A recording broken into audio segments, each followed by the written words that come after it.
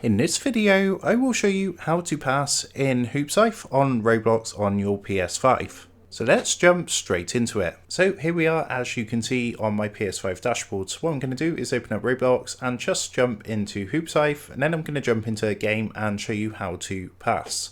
So here we are. What I'm going to do, I'm just going to jump into a 2v2 game. So we're just going to wait for the people to join. And here we are in game. Now, to actually go ahead and pass the ball, it's really easy to do. What you basically want to do is hold R1 on your controller, so that's the top shoulder button. So you want to hold down this one, and whilst you're holding that down, you want to go ahead and press X. So here we are, as you can see, I've currently got the ball. So all you want to do is hold down R1 and press X, and you'll be able to go ahead and pass the ball. So that's how to go ahead and pass in Hoops Life on Roblox on your PS5. With that being said, I hope this tutorial did help you out today, and if this did help you out, I would really appreciate it if you was to consider dropping down below the video, leaving a like, and also subscribing to the channel.